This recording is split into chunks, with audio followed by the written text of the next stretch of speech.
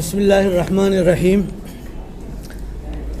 آج بتاریخ 3 ستمبر 2020 بروز جمعرات کو تاریخ ساز علماء کنونشن یہاں منعقد ہوا ہے، جس میں کراچی بھر کے مساجد کے ائمہ اور خطباء اور دینی جماعتوں اور تنظیموں کی نمائندہ شخصیات نے شرکت کی ہے۔ یہ اجتماع 10 محرم الحرام کے جلوسوں میں بعض ذاکرین خصوصاً کراچی میں تقی جعفر نامی شخص کی جانب سے صحابہ اکرام رضوان اللہ تعالی علیہم اجمعین کی شان میں نام لے کر لعن طعن اور گستاخی کا جو ارتکاب کیا گیا ہے، اشتعال انگیز اور مذہبی تعصب اور منافرت پر مبنی یہ تقریر سوشل میڈیا اور الیکٹرانک میڈیا کے بعض چینل کے ذریعے سے لائیو بھی نشر ہوئی ہے، اور جس سے دنیا بھر کے مسلمانوں کے جذبات مجروح ہوئے ہیں۔ اسی طرح ملک کے دیگر شہروں میں بھی اسی قسم کی متعصبانہ اور اسی طرح گستاخی کے کلمات پر مبنی تقاریر سے جو امن و امان اور ملک کو عدم و استحکام کے ساتھ فرقہ وارانہ آگ میں دھکیلنے کی جو ایک سازش کی گئی ہے، ہم آج کے اس اجتماع میں اس منفی متعصبانہ اور فرقہ وارانہ رویے کی روک تھام کے لیے حکومت کی طرف سے عملی اقدامات نہ کرنے پر اظہار مذمت کرتے ہیں۔ آج کے اس نمائندہ علماء کنونشن میں چند فیصلے متفقہ طور پر کیے گئے ہیں۔ یہ متفقہ فیصلے اور کچھ مطالبات جو حکومت سے ہم کر رہے ہیں یہاں درج ذیل ہیں۔ نمبر 1، اکابر اور مشائخ سے مشاورت کے بعد تمام اہل سنت مکاتب فکر کی طرف سے کل 4 ستمبر بروز جمعہ یوم عظمت صحابہ پورے پاکستان میں منانے کا اعلان کیا جا رہا ہے۔ یہ اجتماع کل جمعے کے اندر پورے پاکستان کی مساجد میں عظمت صحابہ کے یوم کے طور پر منایا جائے گا۔ اس میں اصحاب رسول رضوان اللہ تعالی علیہم اجمعین کے فضائل مناقب پر روشنی ڈالی جائے گی۔ نمبر 2، کراچی میں 10 محرم کے جلوس میں جس شخص نے توہین صحابہ کی جسارت کی ہے، اس کے خلاف FIR میں دہشت گردی کی دفعات شامل نہیں کی گئی ہیں۔ یہ اجلاس مطالبہ کرتا ہے کہ اس FIR کو دہشت گردی کی دفعات کے ساتھ درج کیا جائے اور اس کے اندر مطلوب افراد کو گرفتار کر عبرتناک سزا دی جائے۔ یہ علماء کنونشن مطالبہ کرتا ہے کہ متعلقہ جلوس کے پرمٹ ہولڈر کے خلاف بھی کارروائی کرتے ہوئے وہ پرمٹ منسوخ کیا جائے۔ نمبر 4، ایک منصوبہ بندی کے تحت ملک میں بڑھتی ہوئی فرقہ واریت پر علماء کنونشن انتہائی تشویش کا اظہار کرتے ہوئے اس کے لیے فوری طور پر روک تھام کے لیے اقدامات کا مطالبہ کرتا ہے۔ نمبر 5، سوشل میڈیا پر اشتعال انگیز اور منافرت پر مبنی مواد کو پھیلانے والے عناصر کے خلاف بھی کارروائی کا مطالبہ کیا جا رہا ہے۔ نمبر 6، تحفظ بنیاد اسلام بل کو اس کی اصل شکل میں ملک بھر کی صوبائی اسمبلیوں اور قومی اسمبلی سے فوری طور پر منظور کرانے کا بھی آج کا یہ اجتماع مطالبہ کر رہا ہے۔ نمبر 7، آج کا عظیم الشان علماء کنونشن یہ مطالبہ بھی کرتا ہے کہ چند روز قبل اسلام آباد میں خلیفہ اول حضرت ابو بکر صدیق رضی اللہ عنہ کی شان میں جو توہین آمیز تقریر کی گئی ہے، اور یہ تقریر کرنے کا جرم جس شخص نے اس کا ارتکاب کیا ہے، جس کا نام آصف رضا علوی ہے، اسے فوراً گرفتار کیا جائے، اور اگر وہ بیرون ملک فرار ہوا ہے تو جو پاکستان کے برطانیہ کے ساتھ تحویل ملزمان کا قانون ہے اس کے تحت اس کو فوری طور پر واپس ملک میں طلب کیا جائے۔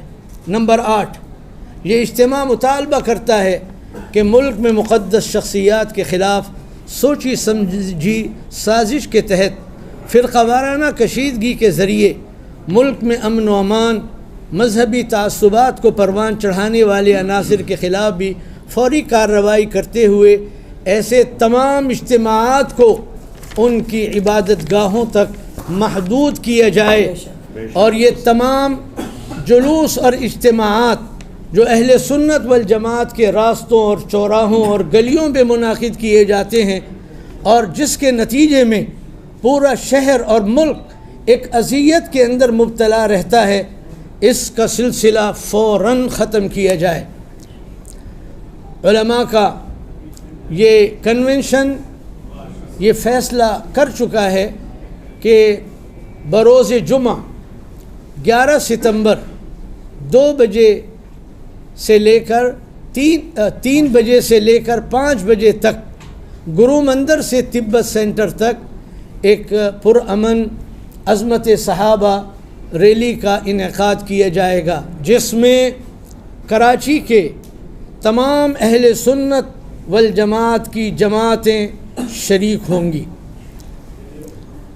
نمبر 10، یہ کنونشن ملک کی سلامتی کے اداروں سے مطالبہ کرتا ہے کہ ملک میں مذہبی تعصب کے ذریعے جو عدم استحکام، انتشار، انارکی میں مبتلا کرنے کی جو کوششیں کی جا رہی ہیں، اور جس میں ہمارا خدشہ یہ ہے کہ اس میں بیرونی طاقتیں بھی ملوث ہیں، ان کو فوری طور پر واضح کیا جائے اور ایسے مجرموں کو قرار واقعی سزا دی جائے۔ نمبر 11، معروف علمی اور دینی رہنماؤں کو دی جانے والی سرکاری سیکورٹی پر مامور اہلکاروں کو دوبارہ متعین کرنے کا حکم جاری کیا جائے۔ نمبر 12، دیگر مذہبی جماعتوں اور تنظیموں کی جانب سے موجودہ صورتحال میں جو مختلف اجتماعات ہو رہے ہیں، جس کے لیے مفتی منیب الرحمن صاحب خاص طور پر مشغول ہیں، اور ہماری کل ان سے اس سلسلے میں ملاقات بھی ہوئی ہے، اور جو اعلان ان کی طرف سے ہو رہے ہیں کہ کل جمعہ وہاں پر بھی یوم عظمت صحابہ منانے کا اعلان کیا گیا ہے، اور اسی طریقے سے ایک پرامن ریلی کا وہ بھی اعلان کرنے جا رہے ہیں، تو ان تمام فیصلوں میں جو مفتی منیب الرحمن کر رہے ہیں، ہم ان کے ساتھ شریک ہیں، ان کے ساتھ شامل ہیں، اور اپنے تمام تر تعاون کا انہیں یقین دلاتے ہیں، جیسا کہ مفتی منیب الرحمن صاحب نے ہمیں بھی مکمل تعاون کی یقین دہانی کی ہے۔ اسی طرح جماعت اہل حدیث اور جماعت اسلامی اور دیگر ملکی اہل سنت والجماعت کی مختلف جماعتوں نے جس طرح سے ان موقعوں پر اور خاص طور پر آج کے موقعوں پر جس تعلق کا اظہار کیا ہے اور جس فکر مندی کے ساتھ وہ اس میں شامل اور شریک ہیں، اس پر بھی ہم ان کا شکریہ ادا کرتے ہیں، اور ہم یہ بھی واضح کرنا چاہتے ہیں کہ اگر ہمارے ان مذکورہ مطالبات کو تسلیم نہ کیا گیا تو عظمت صحابہ ریلی کے بعد پھر ہم ملکی سطح پر اپنے آئندہ لاہے عمل کا اعلان کریں گے۔ یہاں پر اس اعلانیے کے بعد میں 2 باتیں عرض کرنا چاہتا ہوں، چونکہ اس وقت یہ گفتگو ہماری میڈیا سے ہو رہی ہے اور یہاں پر کراچی کا میڈیا موجود ہے۔ ایک بات مجھے یہ کہنی ہے کہ اس وقت خاص طور سے 10 محرم کے دن اور اس سے پہلے بھی کراچی پانی ہوا تھا، آج بھی جگہ جگہ پانی ہے، لوگوں کی زندگی مشکل ہے، لیکن اس کے باوجود اندازہ کیجئے کہ کچھ لوگ ہیں جو ملک میں فرقہ واریت کی آگ بھڑکانا چاہتے ہیں۔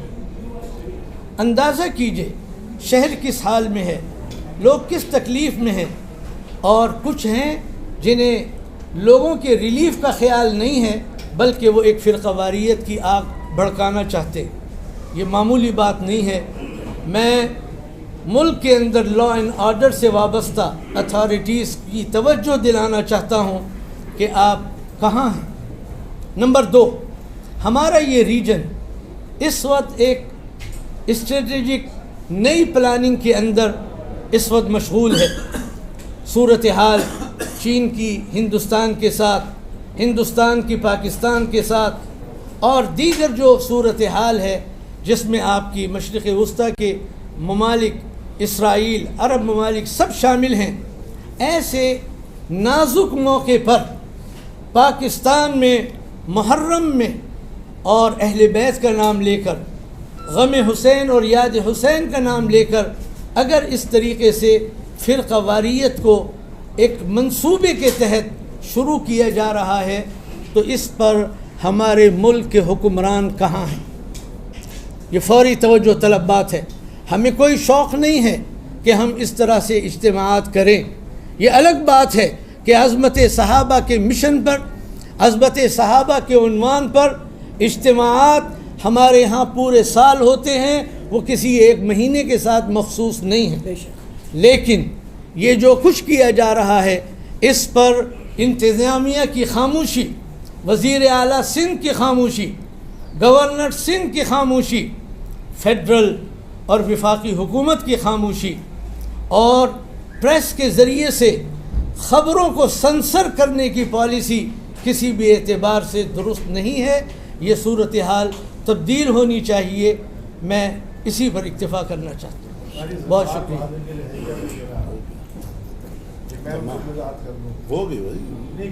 قاری زوار صاحب کا ہمارے قاری صاحب نے ذکر کیا. یہ لاہور سے متعلق معاملہ ہے اور انہوں نے اس سلسلے میں آواز اٹھائی تھی. انہیں گرفتار کر لیا گیا ہے.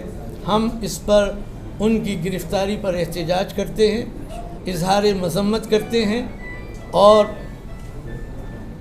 پنجاب کے گورنر سرور صاحب اور وزیر اعلیٰ عثمان بزدار صاحب سے مطالبہ کرتے ہیں کہ ان کو فوری طور پر رہا کیا جائے. بہت بہت شکریہ جی. یہ جو میڈیا کے جتنے حضرات ہیں ان کی خدمت میں بھی یہ گزارش ہے، اطلاعات یہ ہے کہ انہیں شاید منع کیا گیا ہے گستاخ صحابہ کے واقعے پر خبروں کو نشر کرنے سے. اس سلسلے میں گزارش یہ ہے، کچھ تو ہوا ہے نا کہ سارے کے سارے مکاتب فکر اور علماء جمع ہو گئے ہیں. یہ کسی ایک مخصوص جماعت کا مسئلہ ہی نہیں ہے.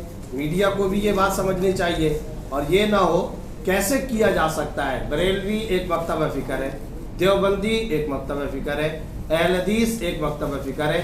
ان تینوں مکاتب فکر کو ملائیں تو پورے پاکستان کے مسلمان تو یہی ہیں. تو کیا سارے کے سارے پاکستان کے مسلمانوں کی آواز کو دبایا جا سکتا ہے؟ یہ ممکن نہیں ہے. جو اہم ترین نقطہ ہے وہ دو باتیں ہیں جس پر یہ مدارس جمع ہو گئے، دینی جماعتیں جمع ہو گئیں، وفاق المدارس جمع ہو گیا. ائمہ کنونشن دیوبندی حضرات کا آج یہ ہوا، بریلوی حضرات کا الگ ہوا، اہل حدیث حضرات کا الگ ہوا. کیا کوئی ایک مخصوص جماعت ہے جو ان کو ڈکٹیشن دے رہی ہے؟ کیا یہ علماء ڈکٹیشن قبول کرنے والے لوگ ہیں؟ کیا ہو گیا ہے کہ سب اضطراب کا شکار ہے؟ کیا واقعہ پیش آ گیا؟ وہ واقعہ مختصر جملہ: اسلام آباد میں حضرت ابوبکر صدیق کی گستاخی، ایم اے جناح روڈ پر حضرت امیر معاویہ اور حضرت ابو سفیان رضی اللہ عنہما کی گستاخی. یہ قابل برداشت نہیں ہے، نہیں ہو سکتا کمپرومائز اس پر. سارے مدارس اس پر متفق ہیں، ساری مذہبی جماعتیں اس پر متفق ہیں، ہر مسلمان اس پر متفق ہے. میڈیا کو بھی چاہیے کہ اس سلسلے میں منصفانہ کردار ادا کرے. علماء کی آواز کو دبایا نہیں جا سکتا، اور بہتر ہوگا، بہت بہتر ہوگا کہ میڈیا اپنا کردار ادا کرے. دوسری بات، اداروں کی خدمت میں بڑی محنت سے اداروں نے نیشنل ایکشن پلان کے بعد پیغام پاکستان تیار کیا تھا. ایک ایک عالم، ایک ایک امام صاحب کے پاس باقاعدہ اداروں کے لوگ گئے ہیں. سینکڑوں نہیں، ہزاروں علماء کے اس کے اوپر دستخط کیے گئے ہیں. اب تقی جعفر ریاست سے زیادہ مضبوط ہو گیا ہے.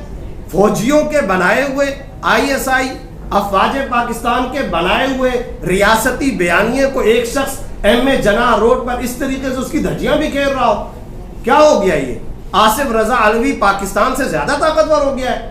راتوں رات اس کو یہاں سے غائب کروا دیا گیا اور اس کو پروٹوکول کے ساتھ باہر ملک بھیج دیا گیا. تو کیا وہ پورے پاکستان سے، پاکستان کی افواج سے، ریاست اور حکومت پاکستان سے زیادہ طاقتور ہو چکا ہے؟ یہ علماء کنونشن مطالبہ کرتا ہے اس گستاخ کو واپس لایا جائے. اور واپس لا کر کے قانون کے مطابق سزا دی جائے.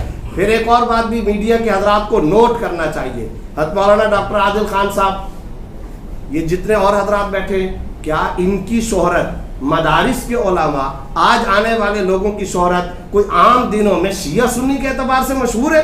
کوئی نہیں ہے. یہ حضرات تدریس والے, اپنی اپنی جماعتوں والے, مدارس والے, مثبت اور معتدل انداز میں کام کرنے میں مشہور ہیں, غیر متنازع مشہور ہیں. کیا ہو چکا ہے کہ آج یہ سارے غیر متنازع علماء بھی ایک ہی پلیٹ فارم پر جمع ہو چکے ہیں. حساس ترین مسئلہ ہے, ویری سینسٹیو ایشو. پاکستان کے اداروں کو, ایجنسیز کو, افواج پاکستان کو اپنے بیانیہ, اپنے کاؤنٹر نیریٹو, اپنے پیغام پاکستان کو بچانے کے لیے اقدامات کرنے چاہیے.